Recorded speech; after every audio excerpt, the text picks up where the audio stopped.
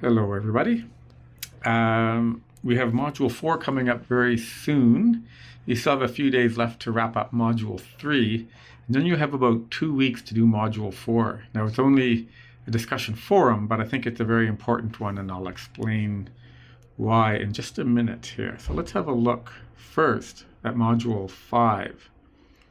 So Module 5, there's a bit of work to do here, but the module then asks you to produce a presentation tool that you can use to inspire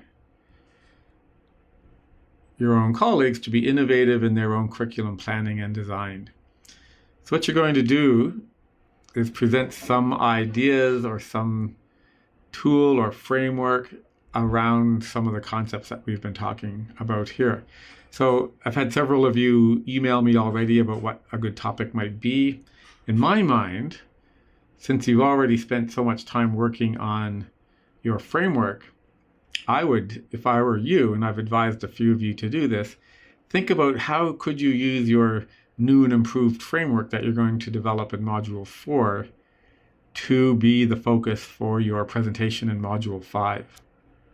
So you've already designed your framework. You've done some reading in Module 1. You designed the framework in Module 2. You've used that framework to take a risk in Module 3. Now in Module 4, you're going to look at 5 more frameworks and do a bit of reading about those. So there's quite a few here. I'm not going to talk about all of these, but you can see there's quite a range of different readings. There's some videos, and you can really look into different types of planning, the way that some of these topics are approached, whether it's forest schools, maker education, self-regulated learning, and so forth. Then, let me just jump back here. Your assignment will be then to consider those new frameworks and then incorporate your new thinking, into Module 2. So you're going to rework that framework one more time, and you're going to post it, and then you're going to describe again the changes you've made. So I'll ask you now, of course, to post the original and then the new one and describe some of the changes that you have made. So you have about 400 to 500 words to do that. So there's a real focus here on inclusivity, or how to make your curriculum more inclusive. So let me just share a couple of thoughts about how that might actually work, or how I perceive it. So if I just jump out here, I'll give you the links to these readings as well. So one reading that I love, which is here, it's actually what the best college teachers do. And in this, they talk about what do the best college teachers do to motivate their students. And my prime takeaway of this whole book was that what they do that really captures their students is that they are able to describe, as it says here, he will stop and explain to his students why the material under consideration at that moment, at any point, at any time in the curriculum, from day one to the end of the curriculum, why are they doing whatever it is they're doing? However minuscule that is, and why is it important? How does it relate to the larger questions of the course? So if we can't explain that to our students, then we probably really need to question, should we be doing it? I've met a lot of teachers often who think, well, everyone should know this or everyone should be able to do that, but they can't really explain how it exactly relates to the curriculum at hand. So this is something that I think really makes a great step towards being more inclusive, because it allows each and every student to question you and to find some connection, and it pushes you to help them find that connection.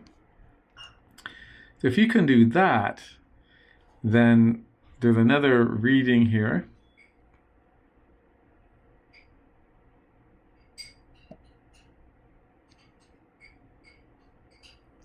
This one is about Indigenous principles. The title is at the top here, Indigenous Principles Decolonizing Teacher Education. So it's a little bit older, it's 2012, but still very relevant.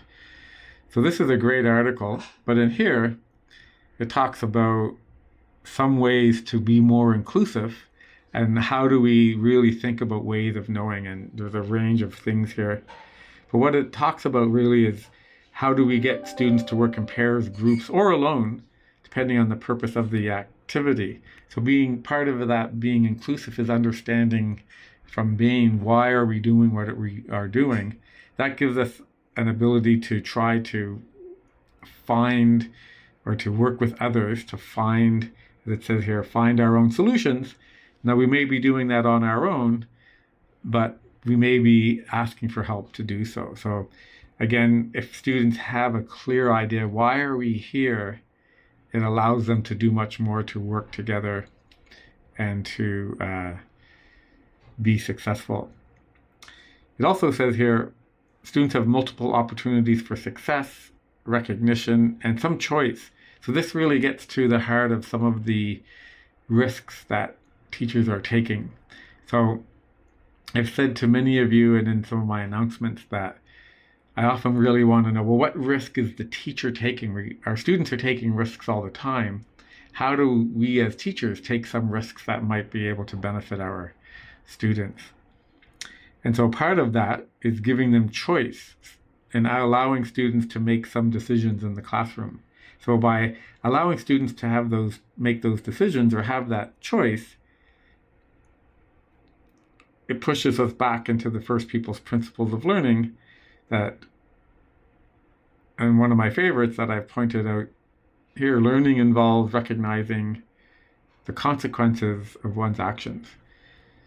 So part of that risk that we're asking our students to take by giving them choice, they then have to live with the choice. What's the consequence of the choice they have made? And whether we're teaching in early childhood or teaching in high school or older, we can lead our students to make those choices, to make more informed choices. And so keeping all that in mind, you can come back and really think about this framework and how can you build these concepts into your framework to be more inclusive and allow your students to really have a greater say and choice in what they're doing.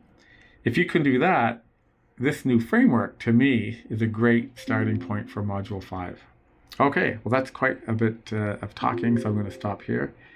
And thank you so much.